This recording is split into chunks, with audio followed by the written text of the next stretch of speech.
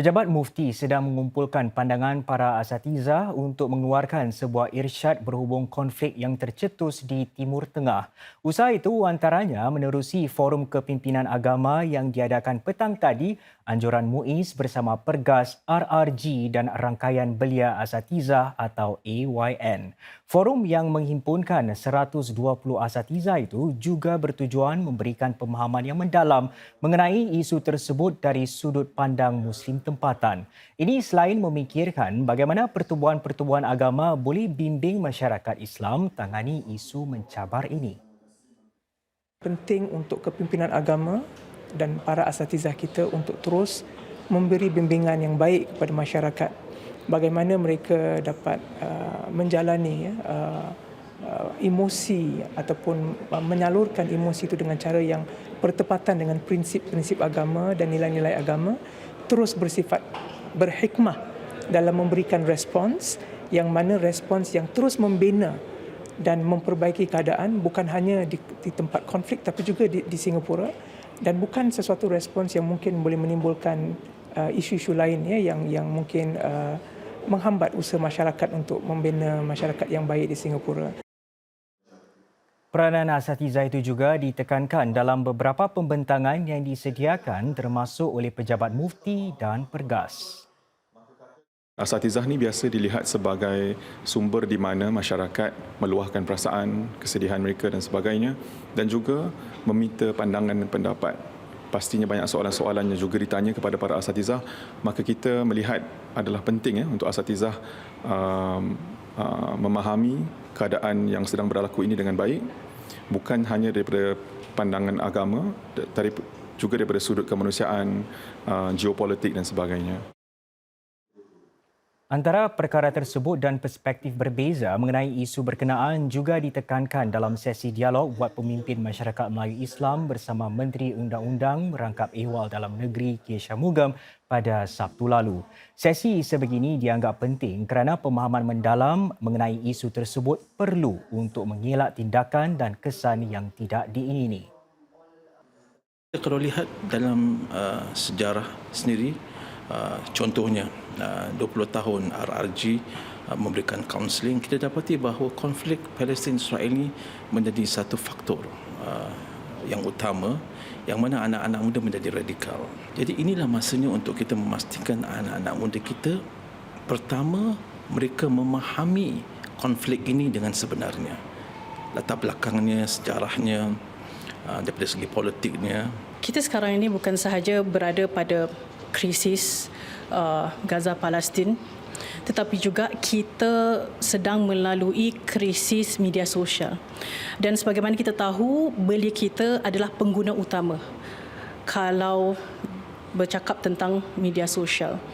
Dan kita pun fahami bahawa informasi di media sosial itu, secara online itu bukan semuanya sahih.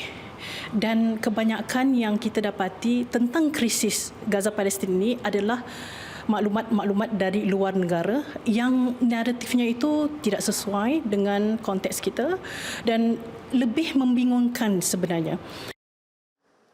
Di acara ini juga, para asatizah boleh memberikan pandangan mereka berkenaan kandungan irsyad menerusi kod QR yang disediakan.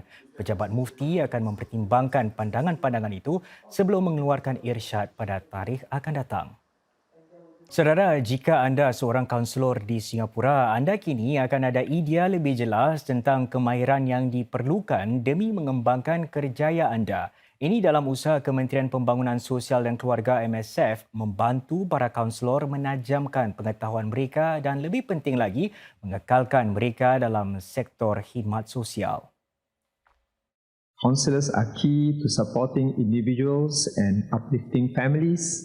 This was made especially apparent during the pandemic, where many face mental health struggles, family conflicts, and stresses from having their livelihoods affected.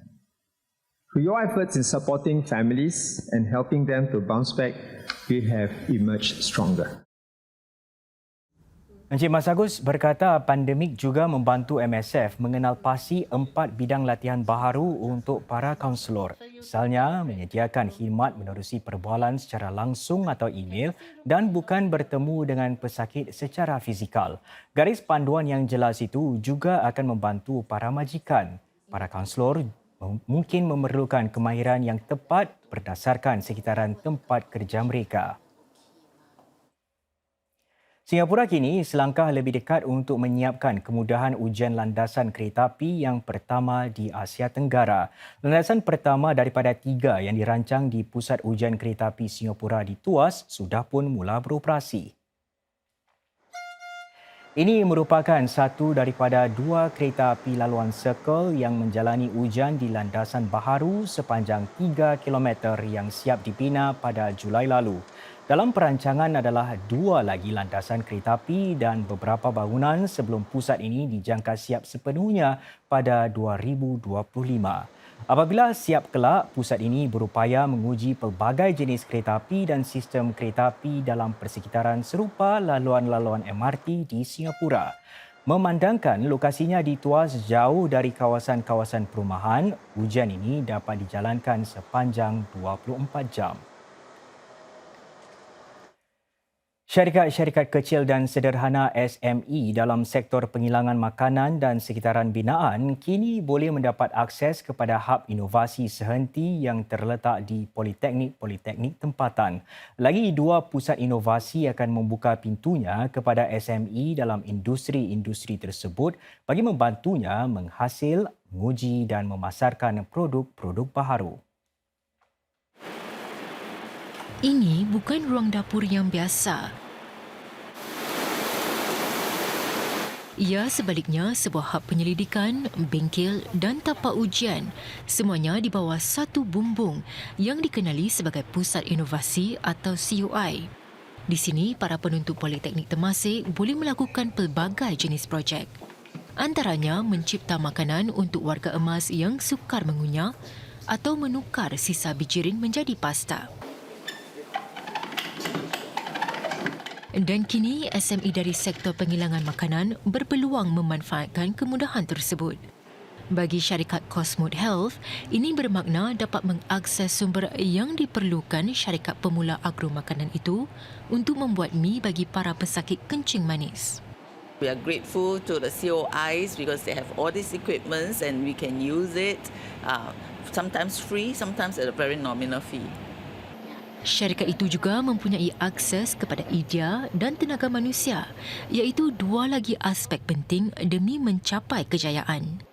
We work with the students, provide them with the protein fiber materials, and then they becomes our brain and our hands to play with it and see what kind of functional food they can create from it. Politeknik Temasek kini bekerjasama dengan Politeknik Ngee untuk membangunkan sebuah COI baharu bagi robotik dan automasi untuk sektor sekitaran binaan. Pengumuman mengenai kedua-dua pusat itu diumumkan Menteri Perdagangan dan Perusahaan Gan Kim Yong semasa satu acara teknologi tahunan. We recognize the challenges faced by SMEs to develop their own in-house R&D capability and facilities. Hence, these COIs offer access to specialized equipment, labs and training for product and process innovation. 2 pusat tersebut disertakan di bawah program Enterprise Singapore dalam usaha memupuk dan mengembangkan SME tempatan. Kini terdapat sejumlah 12 COI di Singapura, termasuk bagi sektor seperti elektronik, daya tenaga, alam sekitar dan air.